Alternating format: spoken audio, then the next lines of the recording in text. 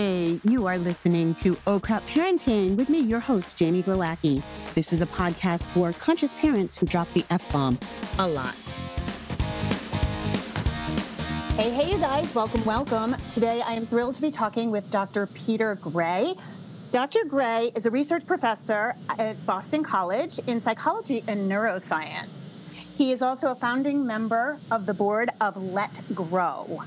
He's the author of Free to Learn, Why Unleashing the Instinct to Play Will Make Our Children Happier, More Self-Reliant, and Better Students for Life, and is available in 18 languages, which is super cool.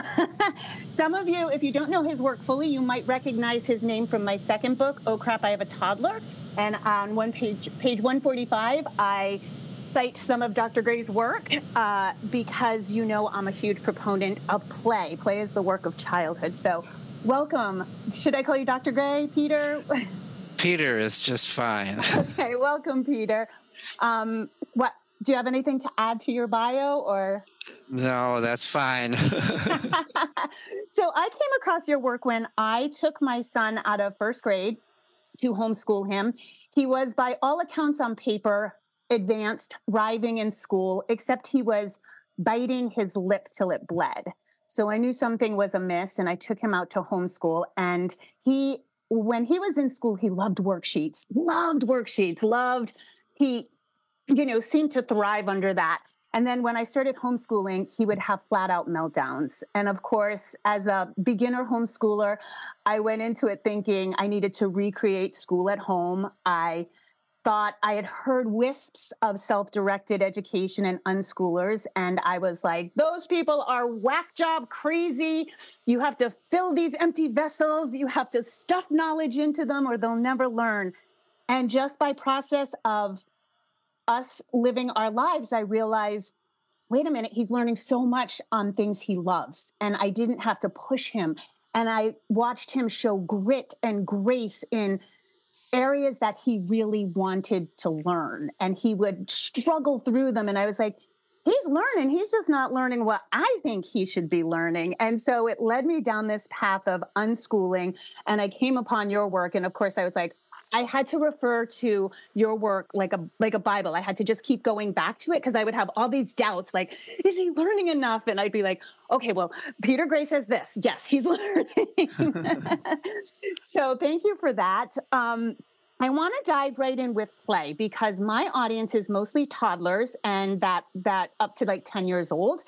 And I have just seen such a decline in play and a confusion on what play really is. And I find I have to say free play, unstructured play, a child-led play. We have to put all these qualifiers on it. So can you just define what you mean by play first?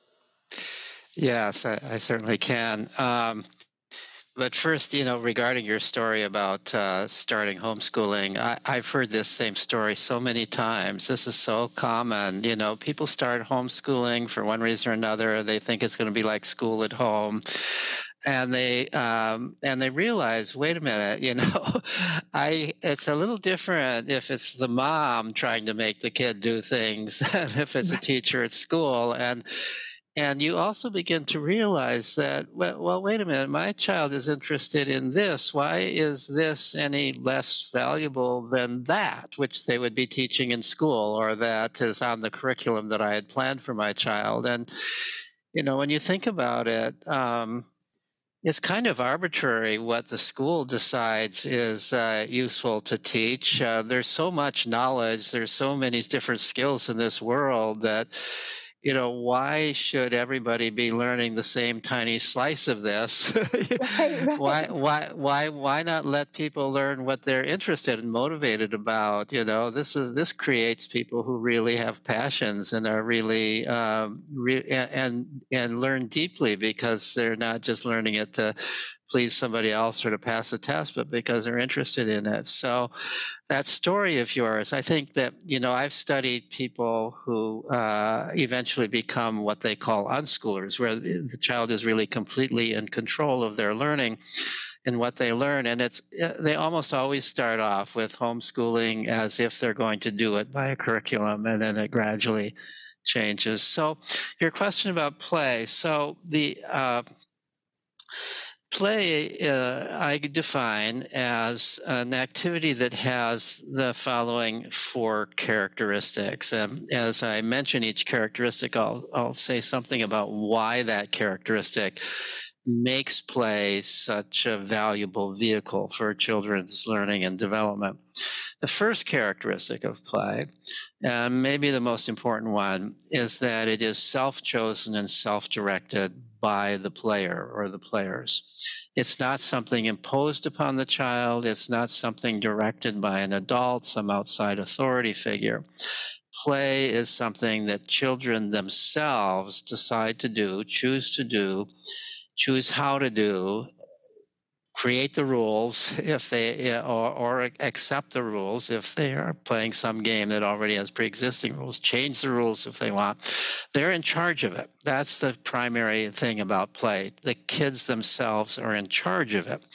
In most of life, or in much of life, especially today, children are being directed and supervised by adults in one way or another. They're doing things that other people expect them to do. But in play, they are in charge of their own life. And it's how they learn how to take charge of their own life. It's learn how they solve their own problems. Ideally, in play, not only is there no adult initiating it, directing it, but ideally, there's no adult actually present. uh, because it's hard if there's an adult present for that adult not to intervene, especially in our world today. But, and also, so anyway, that's the first characteristic, self-chosen, self-directed. The second characteristic is that it's intrinsically motivated. It's something that the child is doing for its own sake, rather than for some reward outside of itself.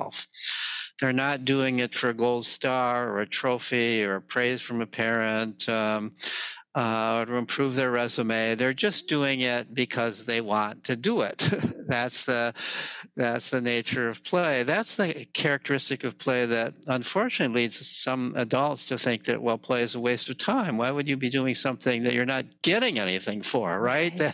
In the sense of some kind of tangible reward, some mark that we can put on your resume that help you get into Harvard, right? I mean, that's the. And I see in my work, I see people doing this in kindergarten. Like they're already focused on building the college resume. Yeah. Exactly. So here's one way to think about the value of doing what you want to do. First of all, it kind of makes life worthwhile to sometimes be doing what you want to do, right? I mean, this is what makes you happy, and happiness is certainly important regardless of what stage of life you're in. But secondly, we think about if you've ever been to a graduation speech, whether it's from high school or college, the speaker often talks about following your passions, pursuing your passions. And well, what is a passion? How do you find a passion? A passion is what you like to do. A passion is your pleasure, and how do children find passions if they're not allowed to play? Play is following your passion. Play is doing what you want to do, and children play at a lot of different things, and sometimes they find something that is especially fun and motivating. It becomes almost an obsession to them. They do it and they become really good at it. In my research with young people who grew up with a lot of opportunity for play and self-direction, many of them go on to careers that are direct extensions of what they played at. When they were playing at it, they were just playing at it because it was fun. But then at some point, they figured out a way to make a living doing what they love to do. So if parents need some reason for allowing their children to play because it might be good for them in the future, that's a reason, as if just being happy isn't enough, right? Right. That's the second characteristic. It's done for its own sake. It's done because you want to do it, not for some reward outside of itself. The third characteristic might surprise some people. People talk about unstructured play. The third characteristic is that play is always structured. Play is not random activity. It's always structured activity. It always is structured by mental rules. The child, when playing, is playing at something. The very fact that we say at something, it means that there's boundaries around this activity. There's guidelines to what this activity is. I'm building a sandcastle. I'm not randomly piling up sand. Randomly piling up sand is not play. Building a sandcastle is play. So play always has structure, but that structure derives and is held in the child's mind. So the child is structuring it. So play is how children learn to structure their activities. It's how children learn to abide, to behave within the given structure. When children are playing socially with other children, and throughout history, this was the normal way to play. Children were usually playing with other children, and children today still want to play with other children almost more than anything else. That means they've got to structure it together, and they remind one another of the structure, what the rules are. You could imagine little children playing superheroes, and the little girl is Wonder Woman. Well, what is the structure here? What are the rules here? Well, it means that if you're Wonder Woman, you've got to behave like you and your playmates believe Wonder Woman would behave. That's you've got to control yourself. If you fall down and skin your knee, you either have to call time out in order to cry, or you have to not cry, because Wonder Woman would not cry from such a thing, right? So you are controlling yourself.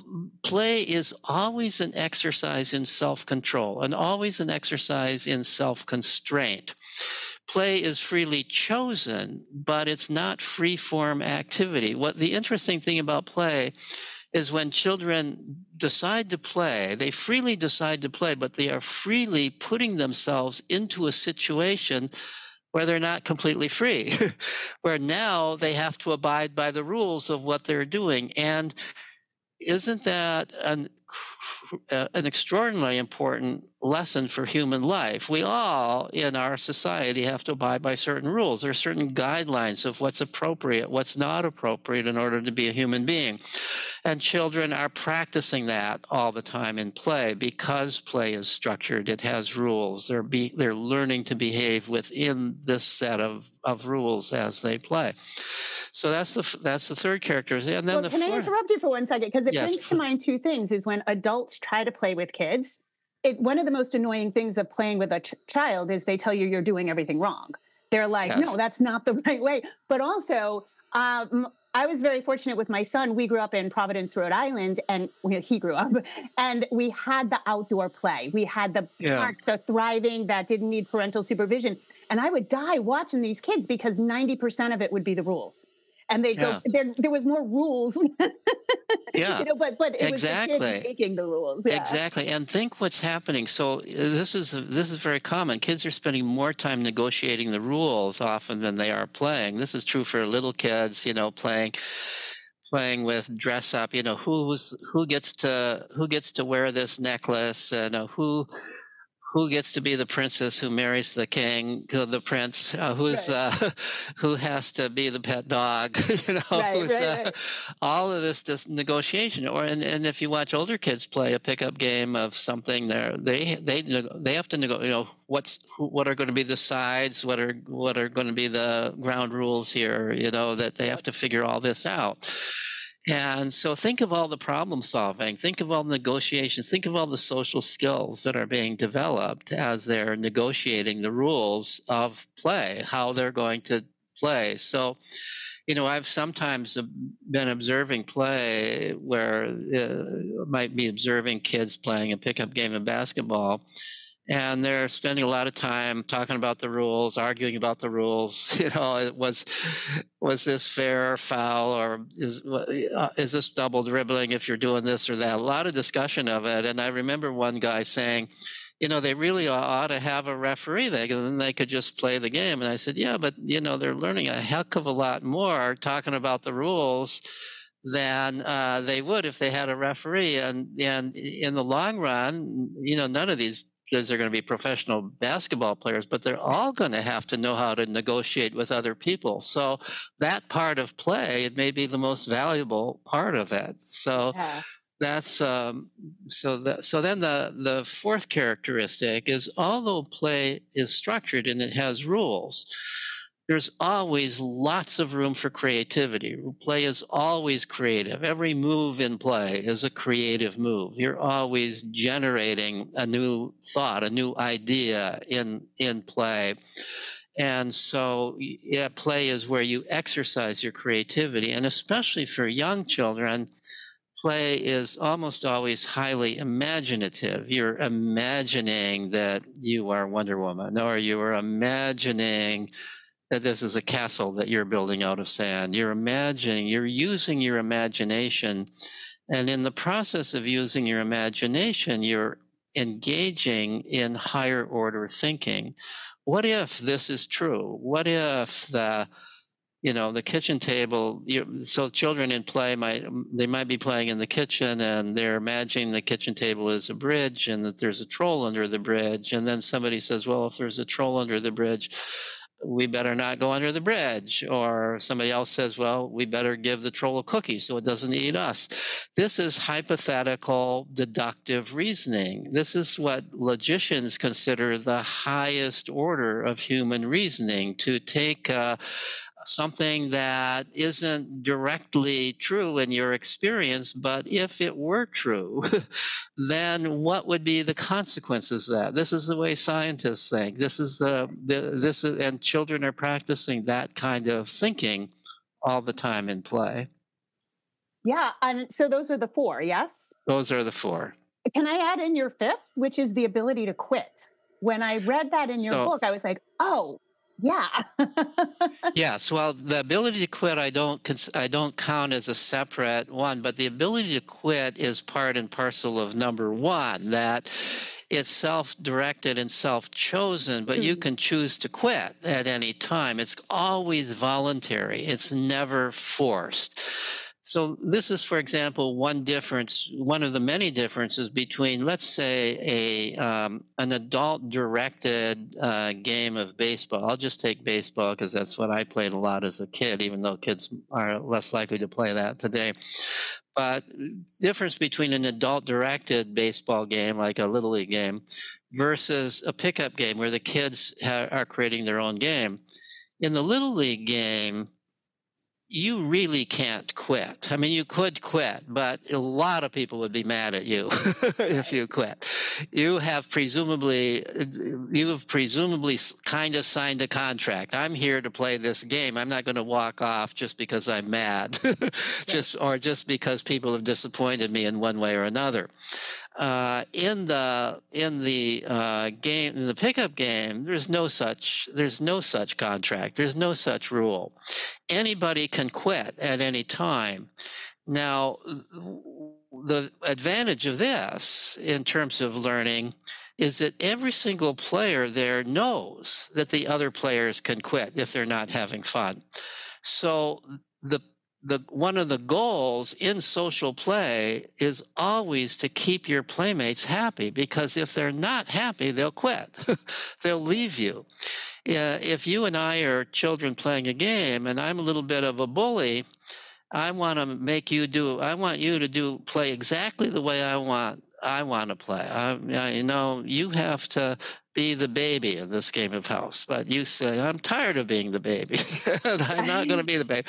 I want to be the mommy in this game. And I say, no, you have to be the baby. And if you're a self-respecting child and you're absolutely really sick and tired of being the baby when we play this game, you say, well, in that case, I'm going home. I'm quitting. And I've learned a lesson. Next time I've got to take your view into account. And so children are learning how to pay attention to whether their playmates are happy or not, and how to please their playmates at the same time that they're pleasing themselves. And what an important skill that is.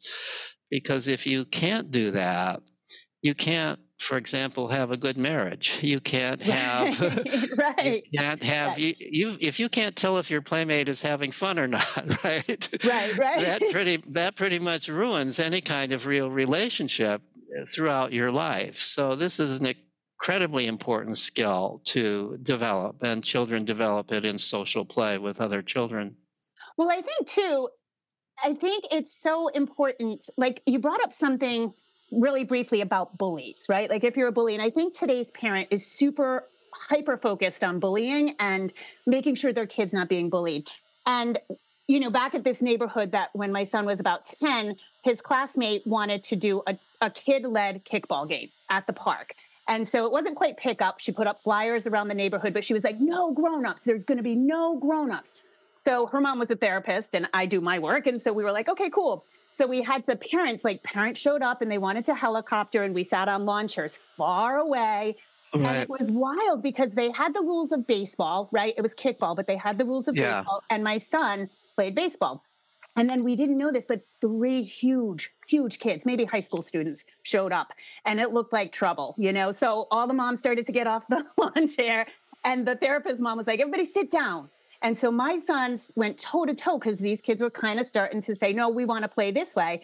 And my son felt very strongly about the rules. So he was little and they were huge and he went up against them. And slowly all the little kids went up and they were like, no, you're playing this way. And the big kids relented. And then there were a couple of kids with disabilities and one kid who was like pretty profoundly autistic. And they played and they gave concessions to those kids. And those Yeah. kids played and it was miraculous. When you really leave them alone, they will Yeah. figure it out. It's only when we put them in some pressure keg of adult led, right? That we start to see this like inviting. That's a great story. We also, the other thing, today we see things as bullying that in the past would not have been called bullying, and that kids Right. themselves would not, kids are sometimes mean. I don't want to idealize kids. Kids are sometimes mean. Adults are sometimes mean also, and it's not a bad idea to learn how to deal with mean people. Right. We shouldn't always protect them from mean people, from Right. meanness. They learn how to deal with it. They learn how to respond to it. They learn how to be assertive about it. Another part of your story that I love is the fact that suddenly you had this age mixed group, and much of my own research is on the value of age mixed play.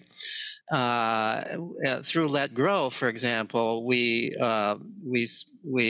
encourage schools to have what they call play club, where all the children from kindergarten on through fifth grade, if this is an elementary school, are playing together.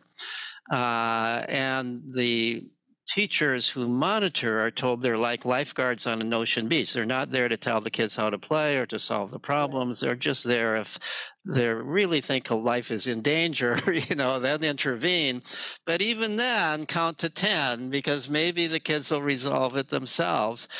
But what the teachers have been, in some cases, astounded to observe is how nice the older kids are to the younger kids. They don't bully the younger kids. They become nicer even to one another when younger kids are around, because they kind of want to set a good example. I think even for children 10 and 11 years old, there's a part of them that's sort of practicing to be a parent. There's practicing the younger kids bring out the nurturing instinct in older kids. Mhm. And so they want to play with younger kids, and younger kids, of course, are thrilled to play with older kids.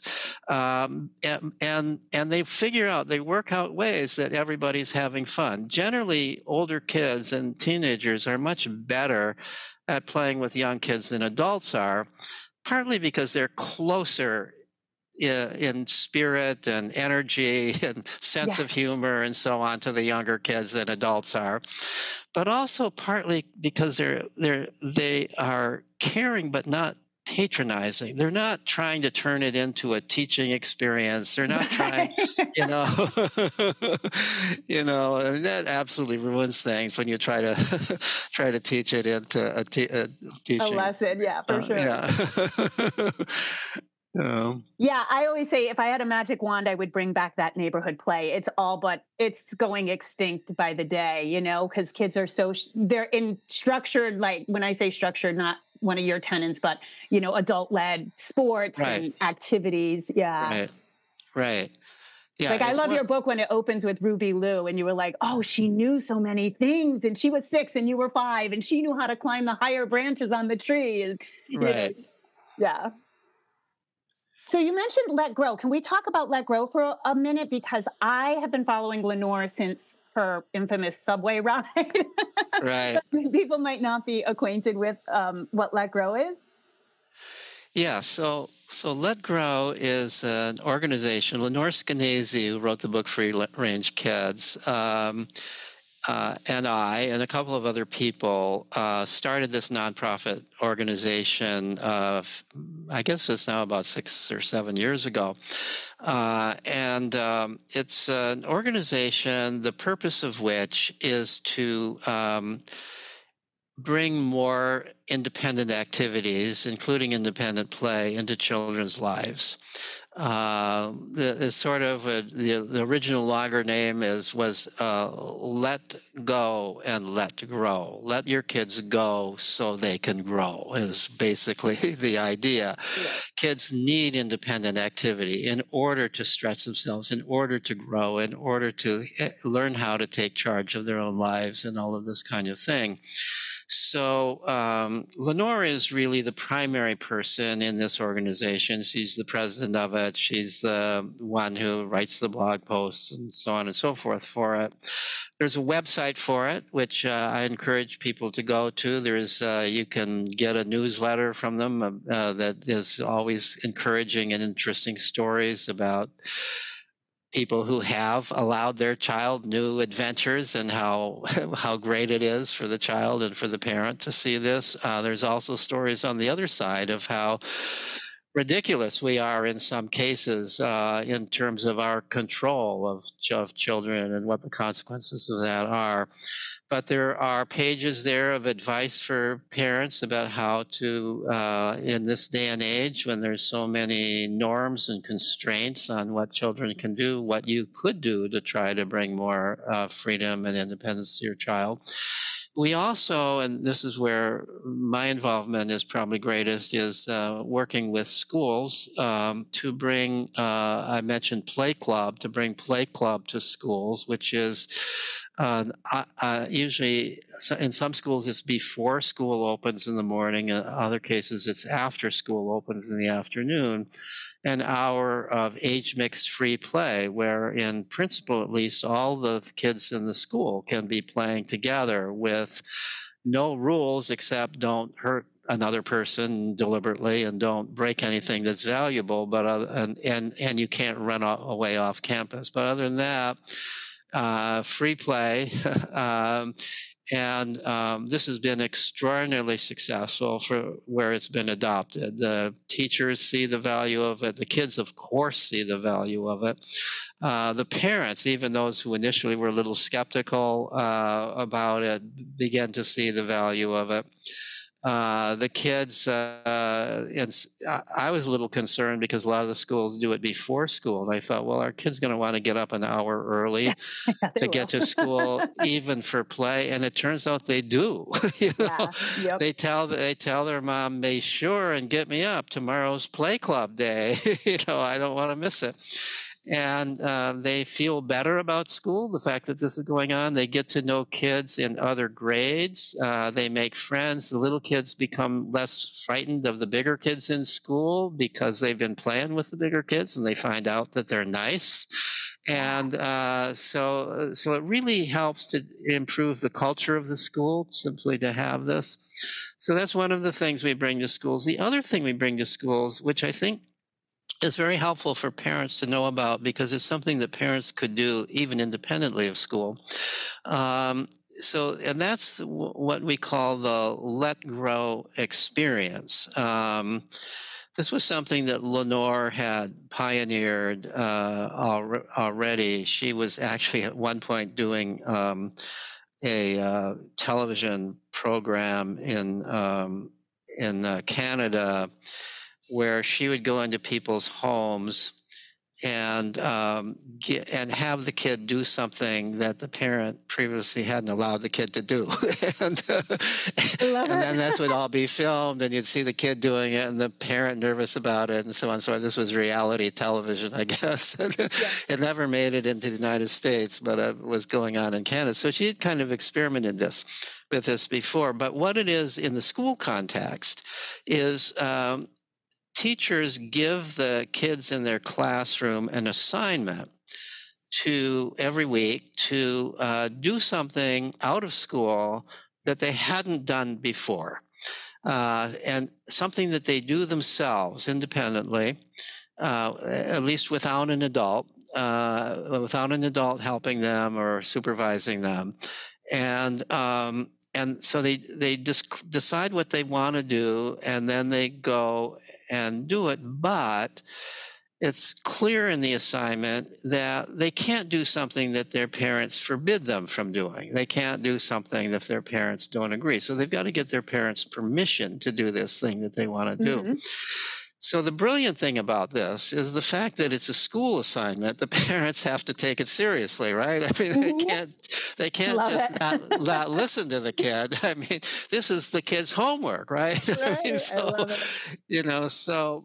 so they don't necessarily have to do exactly what the kid wants to do, but the kids. So just to give an example, so suppose it's a 10-year-old girl who goes home and says, "So, what I would like to do for my Let Grow assignment this week is I would like to ride my bicycle all by myself to my friend's house 2 blocks away, without you coming with me, but all by myself to do this." And maybe the mom, because it usually is the mom that they have to negotiate with, but it could be the dad, who says, "Well, I can't let you do that. It's too dangerous out there." And so then there's a negotiation, and then maybe they come to a compromise that the girl will ride her bike around the block all by herself, while the mom sits on the stoop and watches her coming around the corner.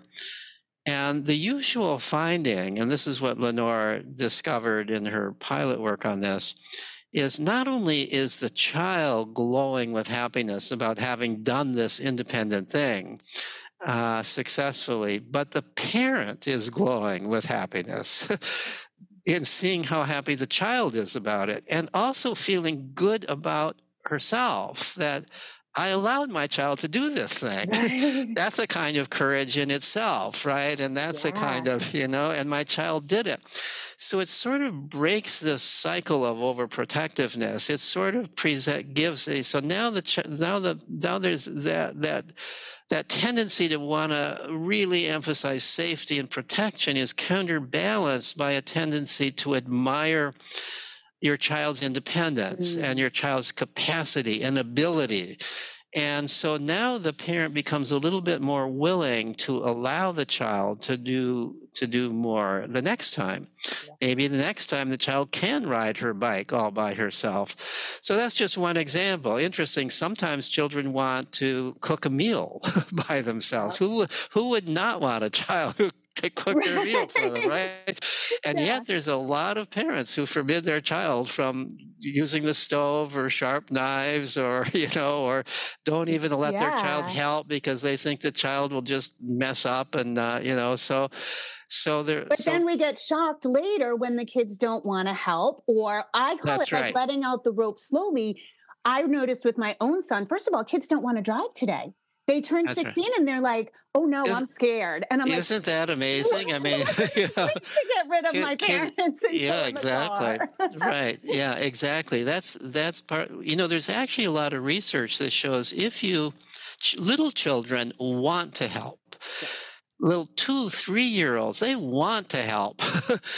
But of course, they're not really much help. So we tend to shove them aside. No, I'm going to sweep the floor. The child wants to sweep the floor. But there, in other cultures, in indigenous cultures in Mexico, for example, there have been studies that show they do let that little child help, even though it's not really help, because they know something that we don't know, which is if the child helps at an early age, the child gets the idea that helping is natural, that helping is something that I do.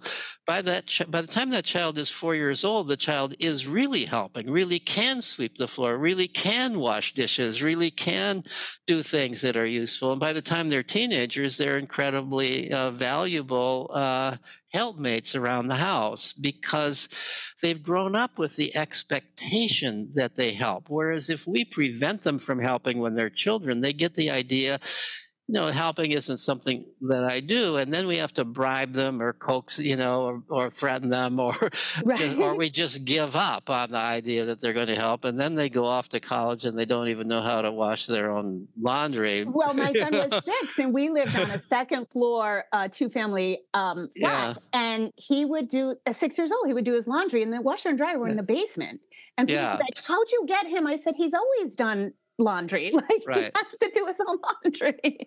right, But I'm exactly, a big believer in, like, we're always teaching our kids whether or not we realize it, and so a lot of times parents are frazzled, they get home from work, and they'll put the child in front of a show. And it may not be a ton of screen time, it may be just one right, program while they cook dinner. But then years later, they're shocked that their child wants to watch TV instead of helping with dinner. And I was like, well, you kind of taught them that along the way, right? right, Without right. realizing it.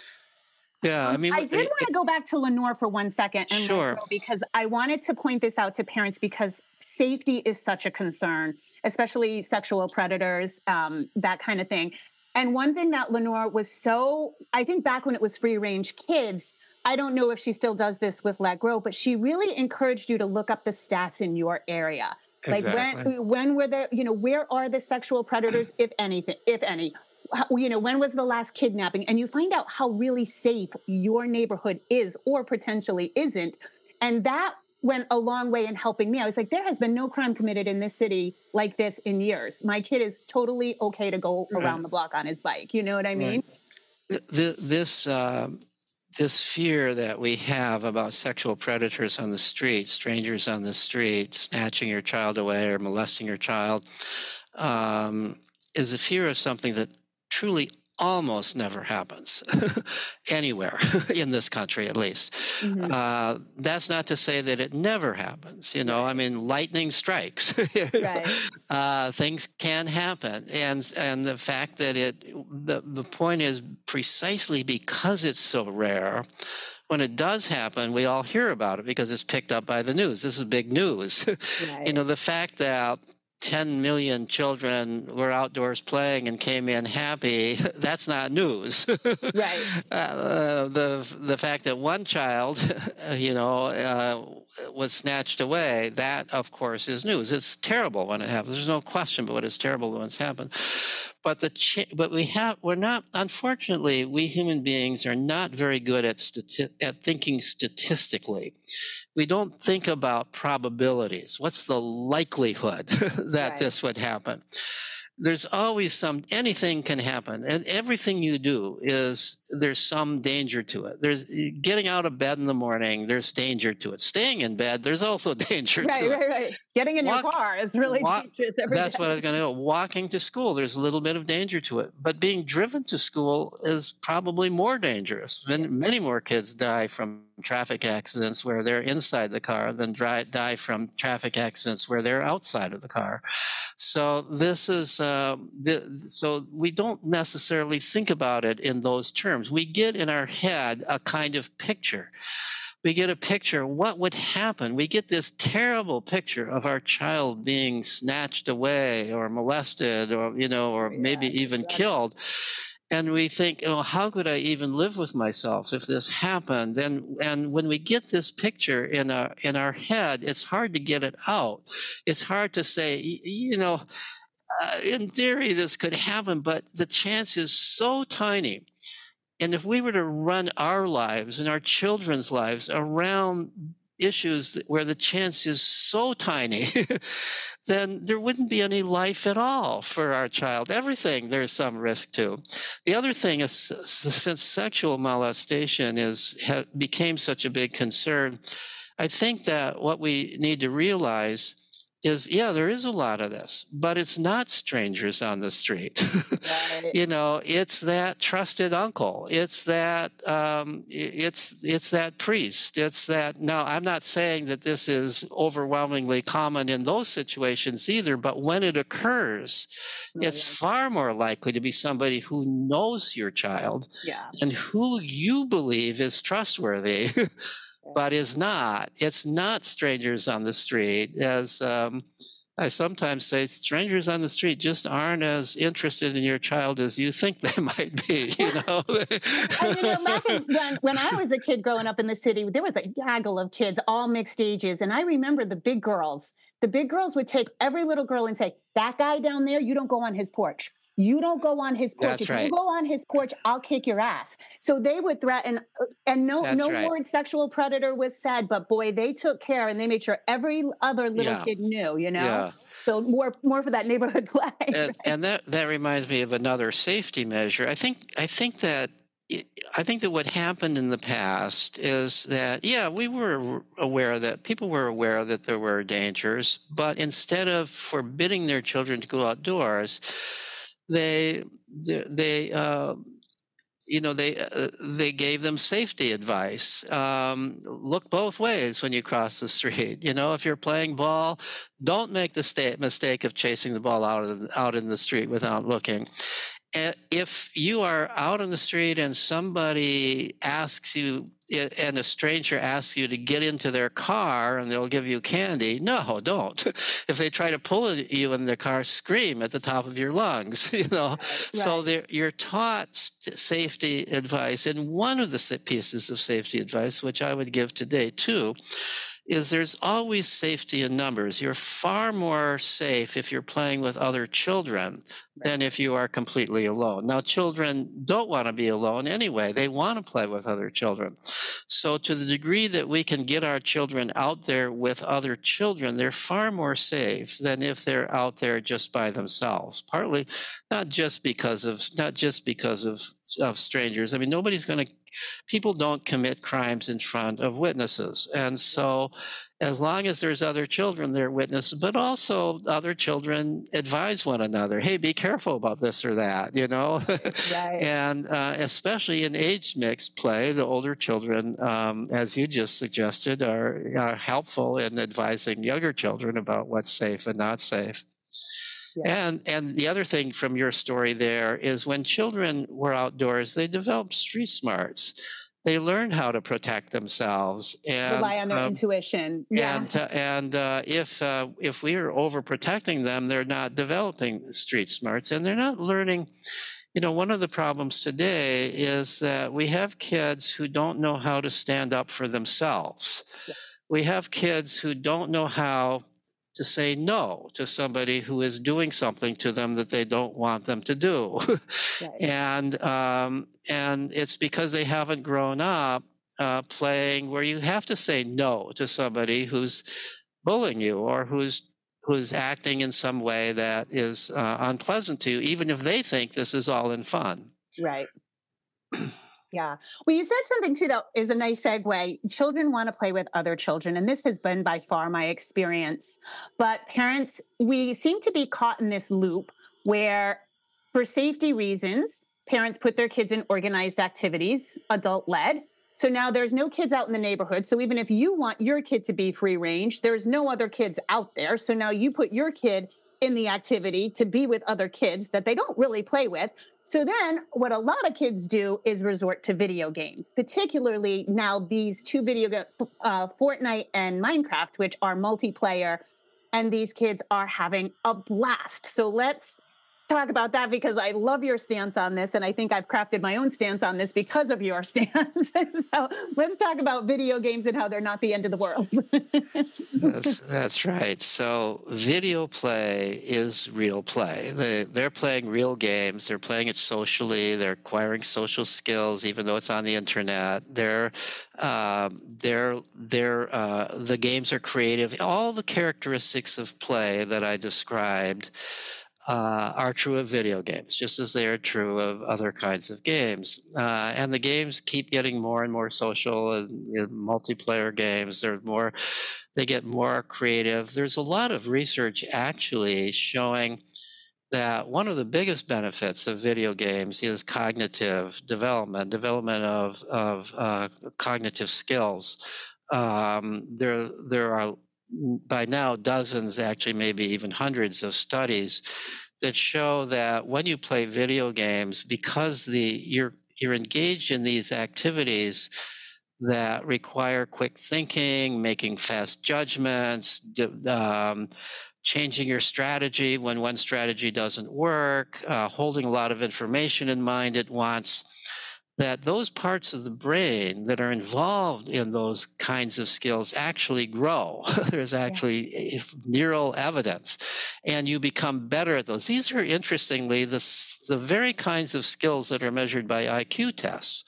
And so there's actually evidence that playing video games builds IQ. Now, I'm not a big believer in the be all and end all of high IQ, Right. but to the degree that it does represent skills that to some degree are valuable in our society, quick thinking, ability to hold a lot of information in mind, Hmm. there's more and more evidence that people my age ought to be playing video games because there's evidence that it forestalls senility. And I'm You terrible at them. My son has me play, and I just and I'm explode right terrible away. at it too. I've tried to play it various times in my life with my son, and it's just no, it's frustrating to me. It's too difficult. So these games are difficult. They're challenging, and so we shouldn't disparage video games. Now, on the other hand, v- v- there's a value in getting outdoors. Yeah. Getting fresh air. You're not getting physical exercise, or not much of it, when you're Right. playing Right. video games, and there's some value in face-to-face social interaction. I really think there is. Right. So I think we should not condemn video games, but what we should do is we should try to expand the menu, make sure that this isn't the only way they can play with other kids. And to me, that's the biggest challenge of being a parent today, is how to make it possible for kids to play with other kids, ideal outdoors, but at least in physical situations where they're directly with other kids and not being directly monitored by you, the parent, or by other adults, such as coaches and parents of Right. other kids, and so on and so forth. How do you do that? It's not as easy. When I was a kid, all you had to do was say, "Get outdoors." You're not allowed in the house Yeah. until you know. Well, you know what? It's so funny because even years ago, we had a homeschool group we called Lord of the Flies, and we'd get the Yeah, kids together and just like, go ahead, be Lord of the Flies.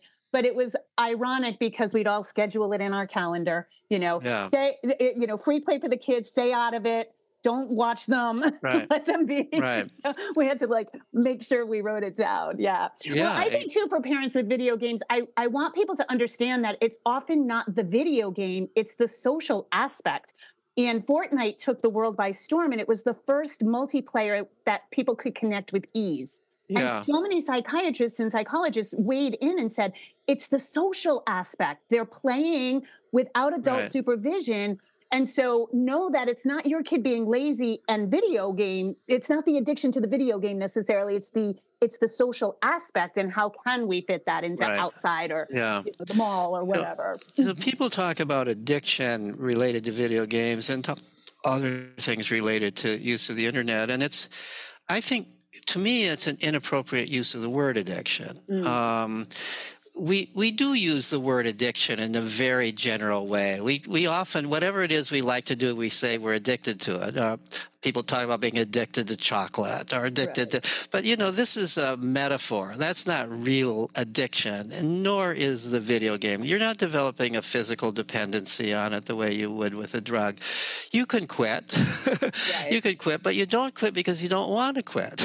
Right. Now, a much better term for somebody who's doing video games or anything else like this more than they really want to, in a sense, or more than is actually good for them, that they can even agree is actually good for them. A better term for that is this is a time management problem. Mm. That you're doing this, and maybe the child even recognizes. I think we adults recognize there's some things we do that we ought to do less of. Maybe we should be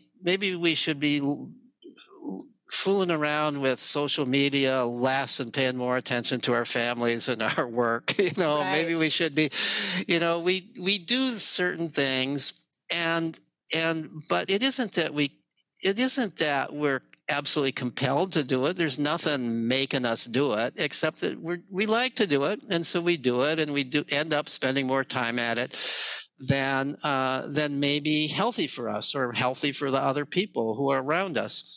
So I think I actually know a psychotherapist who works with young people who come to him presumably because they're addicted to video games. He's a video game player himself, Hmm. and so he'll talk to them, and he'll say, "So why are you here?" And they'll say, "Well, I'm addicted to video games, and I'm just kind of a stupid, lazy person who does nothing but video games." So this is kind of the message that they've been given, and so they're coming and they're talking. And so he'll say, "Well, tell me about the game you're playing." And he knows the games, unlike me. He knows the Right, games. right. And so they'll describe the game he's playing, and he'll say, "So what level have you reached?" and they'll say, "Well, I reached such and such a level." And he'll say, "Well, we could rule out stupid." you know? Or lazy, and, right? You work and hard we for can that. and we can rule out lazy, because it takes a lot of effort to reach that level in that game. And now let's go to this word addiction. And he'll say, what I think you've got is not an addiction. This is just a time management problem. What I think that you and maybe the people who are criticizing you are really saying is you're spending more time on this at the expense of other things. And so let's talk about that. What are some of the other things you could be doing? And what are some ways that you could put brakes on the amount of time that you're spending playing video games? So I think it makes a lot of sense for example, within a family, I think it makes sense to say, look, in our family, we're going to have certain times when all of us, adults as well as the children, are going to be really present for the family.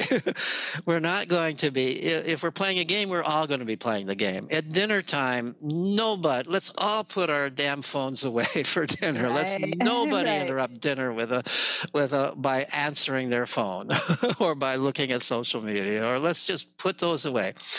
Let's keep the phones out of the bedroom because it interrupts with sleep. I think that's a completely reasonable thing, and I think most kids can understand these kinds of things if you have a reasonable discussion and you bring them into a discussion about it. I think that it also makes sense if so, for example, at play club in schools, I said there are the only rule, but one of the rules is no cell phones, because you don't want people stopping to look at their cell phones and distracting them from the play. And the kids understand that. So I think that the better way to think about this is that there are constraints. The other thing I can say about addiction is supposedly the World Health Organization has a questionnaire to assess um, video game addiction. They created the questionnaire by basically taking the questionnaire that assesses gambling addiction and substituting gaming for gambling. Mm. And now gambling is a real problem because gambling involves real money. Whole families are destroyed by gambling. You get so-called addicted to it because you get in debt and you believe the only way you're going to get out of debt is with more gambling. You Right. end up stealing, you end up cheating your family. That's a serious problem, right? And that's very different from gaming, where you're not, unless you're gambling and you're gaming, right? So I think it's not appropriate to use the same questionnaire, but they use the same questionnaire. So I actually took that questionnaire, imagining my 11-year-old self answering it when I was into fishing. Right. And it turns out that I would have been diagnosed as having a fishing addiction. Or my son with model trains. Yeah. Oh my God. And, there are questions like, do you dream about this? Oh, yeah, I absolutely Yeah. dreamed about fishing. Do you sometimes lie about how much you do it? Well, there were times when I skipped a little bit of school to go fishing, and I lied about it to some people, not to everybody. But I said, no, I wasn't fishing. I was sick that morning. Right. And and another, do you need a bigger and bigger dose of it? Oh, yeah, I needed to catch bigger fish in order to get the same fun that I used to get out of catching Right. smaller fish. Absolutely. So I answered enough. I answered, if I were answering honestly, answered enough questions with a yes that I would have been diagnosed as having a fishing addiction. Fortunately, nobody was concerned about fishing addiction in those days. So that's Oh just yeah, that is. Yeah. that. Using the word inappropriately. So Yeah. before we go though, I wanted to quickly, you sent me an article that had some, and I'll link that in the show notes so you can read Dr. Gray's article, but some really scary stats about what is happening with our youth and their mental health and the powder keg that I see with the pressures of school and academics, not just lack of self-directed play, but this, I noticed it with my son. His 5 friends are all on antidepressants and they go to public school, and 3 are on anti-ulcer medicines. And he would come home from their house like nearly shaking. He called it secondhand stress. Because everybody was so stressed about the college. And I feel like the high school kids, teenagers in general, it's their mental health decline of the last few years, maybe decade, is blamed on social media, which has its place for sure.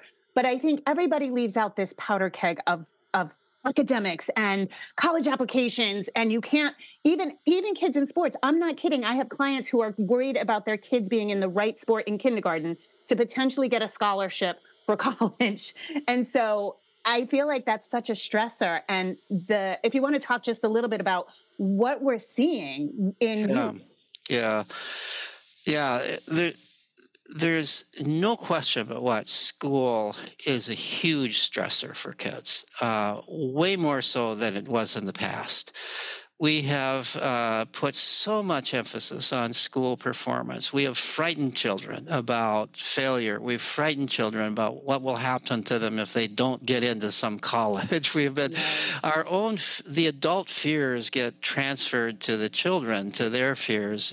So let me give you examples of some of the evidence. So a few years ago, the American Psychological Association conducted a survey. They actually do this survey every year called Stress in America, where they're surveying people in the United States about how stressed they've been over the past X number of days or weeks. And normally they have been just doing it with adults, but that particular year, 2014, they included teenagers in the survey who were in school, high school kids. So what they found was that high school kids were the most stressed out people in America, more so than adults. And when they asked the question, what is it that's the source of your stress? 83% said school. So if you ask the kids themselves what's stressful, they say school. Right. And now you could give more than one answer, so that doesn't mean that was the only thing that stressed them. But far and away, more people said school than anything else. The second highest thing, that was something like 43% included this in their response, was fear about whether I'll get into a college or I'll get a good job eventually. They're fearful about they have been, because their parents stress, because the schools themselves stress this, because society has led children to think that somehow if God forbid they get less than an A on their report card, their life is over. Right, I right. mean, isn't this crazy? Yeah, But that's what we've done to kids. We have convinced them this is all a myth. It's not true that it's not true that the grades are all that important. It's not true that going to an elite college will necessarily make your life any better than going to, even in terms of financial future. There's a lot of research on this. When you control for other factors, like how wealthy your parents are to begin with, when you right. control for those other factors, kids who go to the local state college do just as well on every measure as those who go to Harvard or any other elite schools. The difference between the reason you can say that Harvard kids do better financially, they don't do better in terms of any much else, but in terms of prestige and is because they are coming from they're coming from Right. wealth. Right, If you right, come from a right. wealthy family, you're going to be wealthy, no matter what school you go to, right? Right. And And so, two kids in the last 2 years, two kids in our own community committed suicide and left notes that it was the right, pressure. It was the right, pressure of school. And right. I pulled this little bit from your article. Other research reveals that for young people of school age, but for no other age group, the rates of emergency mental health admissions, attempted suicides, and actual suicides are roughly twice as high during weeks when school is in session compared with vacation weeks. And I thought Exactly, that was exactly. Now, horrific. this has been found in a number of studies. Now, isn't it interesting that the popular press totally ignores this? They do not publish this. This should be a headline in every newspaper in the country. Yet you find some tiny little correlation between use of social media and anxiety. That makes headlines. That gets a Right. big article in the Atlantic magazine. Right. But you find this whopping effect of school, and nobody wants to talk about it. And I think it's because we have this halo around school. Mhm. We refuse to admit that school itself is driving a lot of kids crazy. The other significant bit of evidence here, there's a woman named Sonoya Luther who unfortunately died a couple of years ago, much too young, who had been doing research on who are the kids who are suffering from anxiety, depression, binge drinking, and suicide. They're not the kids in poverty. Not that Right. they're not suffering, they are. But the greatest rates of all this are kids in relatively affluent homes, in high achievement kinds of homes, where the kids have developed the view that if they don't achieve as their parents expect them to, and as their parents themselves did achieve, then they're failures. Yeah. And they're going to schools that also, whether they're public schools or private schools, they're going to schools that Luther labeled as high achievement schools because they emphasize how high the scores are on academic tests for on the standardized tests for their kids, and how many get into elite colleges. And so if you're going to such a school, it's almost like you're supposed to be this amazing person by these arbitrary measures, which really have very little to do with real life. Right. And if you are only second best, if you Right. don't make the honors course, if God forbid you get an A minus instead of an A, you feel like you're a failure. I mean, this is absolutely crazy that we have done this to kids. Well, and I've noticed too, as a homeschooler, sort of outside observing, and you guys, by the way, this isn't bashing school. It's to bring awareness so you can try to mitigate the pressure.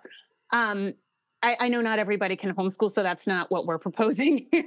Right. But what I've noticed too is that it's almost like once you're on the treadmill, you have to stay on the treadmill. And so the parents themselves, they can see that it's too much pressure for the child, but they're like, but we're playing this game together, so we have to win. And I'm like, oh, it takes immense courage to step off that treadmill and say, you know what, if you get a C, we can work on it, but it's not the end of the world. You know what I mean? Like parents kind of feed Right. into it themselves. I think that, and the other thing that Luther's research showed is that the kids, even in the high pressure schools and in the affluent families, the kids who are doing well, who are protected from this, are kids whose parents make it clear that they value the kid not for their achievements, but just for who the child is themselves. Right. They value the kid for whoever they are. They don't have these kinds of expectations where the kid gets the sense my parents don't love me unless I achieve this or that. The parents have make it clear they love the person for who they are, whoever they are, and they are not putting added pressure. And in my mind, the ideal parent doesn't even look at the child's report card. That's the parent just signs it. I might say my mother used to do that. She said, "This is not my business. Yeah. This is your business between you and the school. I don't care what grade you got in school. I have to sign the report card, so I'll sign it." That's the attitude I would like to see parents take. Now, maybe you're not quite ready to take that attitude. Most parents aren't, but make it really clear. Oh, I this has nothing to do with my relationship with you. This Right. is, Right. uh, I you was at a know, social gathering and a dad was on his phone and he said to his wife, he said, Abby didn't go to her class today. And so I'm thinking this kid's like in fourth grade or whatever, and he's somehow tracking her. She's in college. She's in college and he's tracking her. And I was like, how this girl needs to handle her own business in college. And so this is, tracking her assignments, calling her, your assignments due. Did you finish your assignment? So yeah, that's that's the level of hovering we've got going on right now. in my mind, this is one of the biggest downsides of technology, that it's become the big umbilical cord that Yeah. doesn't get broken. And I haven't taught for many years at Boston College, but even when I was still teaching, 20 years ago, I was noticing that a lot of kids, as they walked from class to class, a lot of young adults, students at Boston College, were on their cell phones. And I was hoping they were talking to their boyfriend or girlfriend, but no, they were talking to their mom. They were reporting on what just happened, as I'm going from one class to another, what they're getting Yeah. advice. They're, I think it's they're Princeton that put out that this a position didn't exist 15 years ago, and now they have like 10 or 12 full-time like parent concierges to handle the influx of parents calling. The professor was mean to my child today. The professor's not being fair. That's Princeton. this is outrageous. I'm not surprised it's Princeton, and I almost think it's the more elite colleges that this is Yeah. most likely to occur, because these are in some sense the most overprotected kids. Right. That makes sense. These Yeah. are the ones who haven't learned how to do their own laundry, that haven't learned how to stand up for themselves because they had parents doing it for them. Right. Oh, well, thank you so much, Dr. Gray Peter. It's been so great to talk to you, and I don't want to keep you much longer. Where can people find your work? I know you can get free to learn in 18 Sure. languages on Amazon. Yeah, and I hope you buy it in every language, please. Right? Yes, sir. So I'm right behind you. My book's been translated into 17 languages. so you can find a lot of my published articles, academic articles, as well as links to my blog and my Substack on my personal website. It's an easy one to find. Just Google petergray.org, and you can find PDFs of many of my academic articles, which are written in pretty simple language. Anybody can read them if you're interested. And you can see some videos of some of my talks. The other thing is I write a regular Substack now Oh, called that's great. Play Makes Us Human, and I'm always looking for new subscribers to it. I'm talking about play not just in children, but adult play Mhm. as well, the role of play in human evolution, the role of play in cultural development, as well as the role of play in children's development in that Substack. And it's also a place you can communicate with me. We get a lot of comments there, and I try to respond to those comments where I have something to say. So I would encourage that. That's great. I just wanted to close with this quick story because Lenore had featured me on her website. Featured my son. We are on an email list for bills that come through that having to do with kids. And he was 9 years old when a bill came through that you had to be 12 years old to stay home alone. And he was so mad. And so he Yeah. wrote a testimony. I said, write your feelings down and write your argument. We'll go down to the state house. And he sat on the Senate Judiciary floor. They kept him on the floor for an hour because he's 9. Yeah. And he killed the bill. He killed that bill with his argument. And the That's senators just kept coming at him. And they were like, when we were kids, nobody policed us like this. that's great. That's Yeah. great. So she had That's put the great. video up on her website, and it was a proud moment for me. So I have this story by my son when he was 13, went to Europe by himself. London, yes. Tell us that And story. he made the plan when he was 12, and this was before the internet, so he had to do all the research to do this. We didn't know his mother and I had never been to Europe. We didn't know anything about it. He figured it all out himself, how to do it. And we would have used the excuse, well, we can't afford to send you. He said, don't worry about that, I'll make the money. And he got himself a job working in a restaurant, initially washing dishes, but then he was a line cook at age 12, Nice. earned the money. I also admit I paid him something for painting the outside of our house. He was up on a big ladder doing that. I'm sure I would have been arrested as an abusive parent or negligent parent if I did something like this today. So the expectations we have of young people have really changed over the decades. We're infantilizing to the nth degree. Yeah. I mean, my bestseller book is a potty training book, and this is the first year I've heard from 6 families that they're delaying kindergarten because their child's not ready to potty train. And I'm like, that's 5 or 6 years old. Yeah. That's crazy that they'd still be in a diaper. And so, Right. you look at a 13-year-old today. When I read that about your son going to London, I was like, oh my God, can you imagine today? Right.